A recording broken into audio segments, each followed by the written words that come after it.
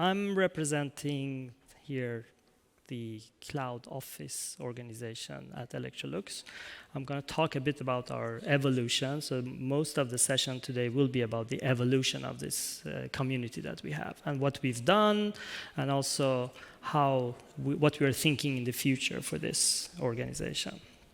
So as I say, the main theme for today is evolution. So let's start with the first evolution, and that's basically my own evolution. So I started, as you see, with some of the old legacy stuff, for some of you that even were born at the time where we had Token Ring, anyway.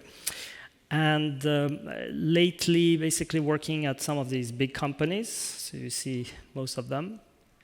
For the last 2 years, a bit more, I've been working at Electrolux, and I'm heading the cloud and hosting organization at Electrolux. We're roughly a team of 60+ people, and it's a very kind of distinct division between the legacy, where basically it's the on-prem solution, and then also the cloud base, or the kind of the modern organization. So a very, very short about Electrolux, and the idea is not to go through each line, but mostly it's for you guys to understand how Electrolux is positioned. So we have 50,000 people all around the world, and then also present in many countries. So from that perspective, you sort of could realize how we are divided in different business areas, and that's very important because that's what I'm going to talk a bit about. And the business areas is also important, I think, so that you guys understand, because there's a lot of autonomy and there's a lot of history behind this, okay? So you have the different, what we call business areas, which is the same as geographic regions. And then we have the group functions. I think most of these business areas have a mixture between modern IT and an old IT. And what that means is that there's a lot of legacy. In some of these business areas have much more legacy, and in some business areas there's less legacy. So there's much more concentration on the new way of developing. So customer interaction, which basically is, if you see on this one side, the consumer experience part, which is very much towards the new cloud, new solutions, facing the customers, agility, all that kind of stuff. And actually, that organization is also going through the agile transformation. So we have a very traditional waterfall-based organization, and that organization is leading the transformation into this new way of working. Some other companies have done that, and it's a struggle, and I think it's like a ripple effect. Once this is coming for one area, it will transfer itself to the other areas as well. And this is important so that you understand the basics, because when we go through the cloud office, this is an important part as an input to what we do, how we do things, etc. Okay? So just before I continue, just a quick kind of realizing here who's who. How many have actually Electrolux appliance at home? Oh, wow. Oh, yes. Input to my salary. Anyway, so the journey that I'm going to go through a bit is basically, I could divide it into 3 different sections. So before 2019 and then after 2019. And this is important as well, because I think how we have positioned our cloud is really much an evolution of where we have been and where we want to go. So that's important, okay? So before 2019, and 2019 is actually when I start, that's why I've sort of have that division. So before 2019, the focus was on agility, time to market. That was essence of the cloudification of us. So what happened was that there was a decision that it's going to be continuing the federated model of our organization, basically all these business areas taking their own decisions. So it was a lot about that. There was a lot about freedom and a lot about testing. That's important as well, because if it would have been regulated, then it would be a bit more of a hassle to test and see what's working and what's not working. So that was the pre-2019 session. And what that what that led to was the fact that there were lots of applications developed, mostly new development rather than legacy transformation. And I'll get into that, why it's important. So far, it has been a lot about new development at Electrolux. So what happened was that because we're coming from a very traditional Microsoft environment, so it has been more of an Azure journey rather than anything else. But because of the fact that there are some, obviously very, very good technology in other cloud service providers, then you have these, I don't want to call it shadow IT, but it's still decisions made by other people or other parts of the organization that have led to the fact that we have a huge presence in GCP and AWS as well. But ultimately, we are a Microsoft cloud organization so far. So that has increased a lot. So at this moment, we are not new to cloud. So I think we have roughly around $2-3 million spent per year only on Azure. So that gives you some sort of a flavor of where we are. And I'm not including the marketplace. So at 2019, what happened was that we start seeing all these mushrooms that were being developed everywhere. We start seeing that, well, we need to start understanding what's going on with them. And also with the fact that there's a lot of security vulnerabilities, governance, financial impact, all of this has started to make its impact on the bottom line.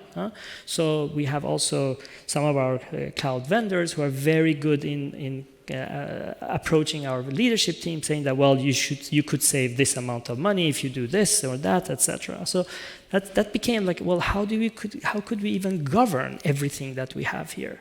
So the governance became a big part of this. So we lacked a view into that presence. We were not able to actually see who's doing what. We were not able to see who will do what. So all of that mattered. So what happened was also we had lots of projects coming in, and they were sometimes not going with a cloud solution. Sometimes they were going with a cloud solution which was ungoverned. We didn't know what type of architecture description they had. We didn't know what their roadmap is, etc. So it started hurting. So that's when we start thinking that, okay, we need to create some sort of a central function that could start governing this. And again, because of the fact that we're very federated, that takes a lot of time because there's a lot of, we need to convict people that, well, this is the correct way of doing it, rather than you are able to do everything that you need. So that started hitting us. And basically, what that led us was to start thinking, okay, there are some areas we really need to concentrate on. As I mentioned, security is one. Also, the fact that we have a skill gap. So a lot of these cloudification journeys were really much done by external people coming and saying, well, this is the way you should develop your application, or this is where you could source your application. So that started to say, well, we need to have this type of central understanding of what's going on. I'm not saying central decision making, but at least some central understanding is needed. That's how the cloud office evolved. So right now, what we've done is that we've established at least a community, and that was really much based on some of other companies, Swedbank, other companies, their journey and what they've done as an example. So that was stolen by Pride, and we created these kind of events that we've had together with our own communities internally, and that has been a work. So gradually that has increased. So in the beginning we were like, I think like 20 people in the first cloud community. I think now we have somewhere around 90, 100 people. So and we share information, we talk about what's going on, we talk about new stuff, and we also have that as a venue to inform some critical stuff. Like if we have a vulnerability issue, we start communicating in there, and people are reacting. So it's a struggle, but slowly it's picking up. So when we were going through this, we start saying that, okay, how should we position our cloud office? Where is kind of our raison d'être, if I could use that word. So what we said is that let's create this kind of this family picture. So what we have is that we have the cloud office that is helping all the other teams, and these other teams could be anything. We have teams that are very, very low in their IT skill. So basically, we have an application owner sitting in the business. We have somebody managing the application, and then nothing else. And they have an on-prem solution, and they want to know what should we do about that. It's a legacy. It could be 2008, 2012, or whatever. And then the question is, okay, you've been managing it. You've been operating my environment. Can you do it on cloud? And that's it. So we have that end of the scale. And then on the other hand of the scale, we have these application communities where say, just give me a playground and don't bother. I want to do everything I want. I want to do everything I need. I don't want to talk to you. I don't want you to regulate me. I don't want you to even tell me what I'm able to do or not able to do. Okay? So that's the other extreme of it. So this is the struggle we're having. Where should we balance our own cloud office? All these talks that I had when it comes to our ability to govern, our ability to understand, all of that. Where should we position it ourselves? So it's really hard. It's not that there is one single answer to this. So in order to have a discussion point between a leadership organization, because what we're also seeing that there were a lot of decisions coming to our highest IT level, asking very detailed questions regarding, okay, I'm going to use this IES machine in this cloud environment. Is it okay? And it's not a CIO type of discussion. So we created this cloud steering board, and that has also been an evolution where our cloud steering board was formerly cloud advisory board, and that has also been a struggle to get that more and more established. So now what we have is that we have a cloud steering board where all these business areas are representing, and they help us to set our roadmap for what we're going to do with our cloud journey. So as an example, if we're going to create a landing zone, which cloud service providers we're going to work even more, should we integrate or not with identity management, etc. That's what this cloud steering board helps us with. And then another thing that was very new was also the fact that we use this cloud steering board in order to be able to govern and understand what type of cloud projects are going on. That's very important as well. So before, we didn't have an architecture review board. And that was also something I took with me from another company, Swedbank. And we said that, okay, we need to have something in place so that we could at least look at the architecture description and say, no, this is not part of our cloud strategy.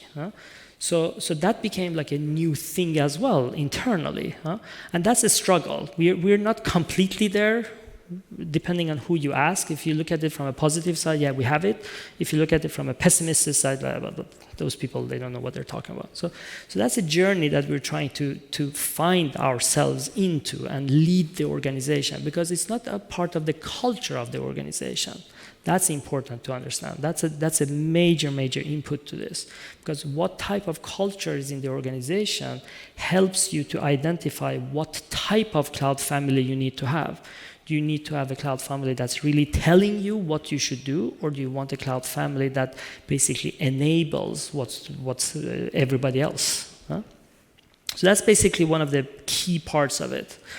And looking at this journey, the most, I would say, most challenging part has been to establish all of these communities, because any community that is established, as long as it's advisory, people are okay with that. But as soon as that community becomes a decision point, then it becomes a bureaucracy hassle. Why should I go to that organization and ask for an approval? And we needed to build our case. So something was, well, this is what happens when you don't come to us and you just deploy something on some cloud provider and you put a public IP without a firewall. That's what happens. You get some sort of a breach or as a security vulnerability.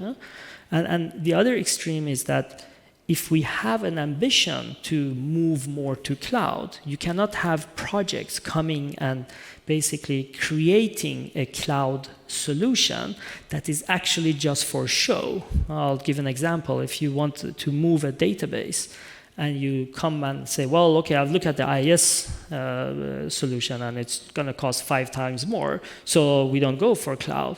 That's where this organization, the Cloud Steering Board, comes and say, well, hold on a minute. Why didn't you look at the PaaS solution as an example? Because it's cheaper. So you have that dimension to play with and understand that there will be lots of application owners, it's easier for them to continue hugging what they already have. So it is a journey. You need to continue kind of be on top of this. So this is basically it. So this is basically how we've trying to continuously position our cloud office in an area where it matters and it makes sense for the organization. And we need to have our tentacles out so that we understand, are we going the right way or not? Like the latest thing that that we've done is that we've created a landing zone. So far it's been very much manual, every subscription has been deployed by itself. Now we're creating a landing zone concept. That will have an impact on application, the developers, because now we want ultimately everything to be pipelined, etc. But they are not used to that. So that's sort of like a cultural shift that we need to work on, so that people realize that, well, there is a benefit of using it, reusing the code rather than you go and click in Azure portal. So that's the kind of our cloud community and our cloud office. And as I said, there is a ton more that could be talked about. It could be days I could stand here and talk. But in essence, this is what we've positioned our cloud office within the whole cloud community or the cloud family. And what has been some of the key success factors for this has been that we need to have people, and I'll get into that part, but we need to be both strategic, tactical, and operational. What does that mean? So when I started at Electrolux, we didn't have a cloud strategy, which basically enabled a lot of these mushrooms to grow. So when we started, we said that, well, okay, we need to create a strategy that at least is a document that we could put in the hand of some of these BA heads and say, well, this is our journey. This is what we want to do. So as an example, one of the decisions that we made is to only use Azure as our main cloud service provider. But because we know that we already have good presence on AWS and GCP, we said that they are per exception. And this small word per exception matters a lot, because right now, when we get these requests that, well, I'm going to deploy in GCP, it's going to be blah, blah, blah, then we say, well, hold on. That's a per exception. You need to go through another route of your process to get that enabled. What it also says is that there are some cloud providers that we don't want to work with strategically. So there are some other cloud providers as well without mentioning them. But that's what we also mean. So that means that when you're going to do a life cycle, you need to transform from that cloud service provider to basically Azure or one of the others. So that has been important. Another one that I touched was this central know-how for application developers. So because now that we're starting to dictate, they're coming to us and asking questions. And here it's important so that we know what we talk about. So you need to have this seller type that goes out and say, yeah, we could do whatever you want, etc. And then you have the application, the ones that know this, that they could come and say, well, hold on a minute. Well, this maybe it's not the best solution, this one. Let's take it back. So you need to have this type of people and the balance of the people. One major area that we're working a lot with is the capability shift. So where do you position your organization when it comes to which cloud service provider, what type of technology that you're using to deploy stuff in any cloud? That's important. That's why we decided that we're going to go only for Azure, because it's easier to make sure that people understand that technology, because there are some ESI learning, etc. out there. But also the fact that you could get this community to share knowledge with each other. If we had decided to have everything available, then it would be a bit hard for this type of capability shift to be at least pushed in quicker. So we're working with our on-prem people so that they could actually start operating some of these cloud resources. We're talking with the application developers to make sure that they talk to each other so that they reuse some of these learnings that they have. So that's the biggest part of it.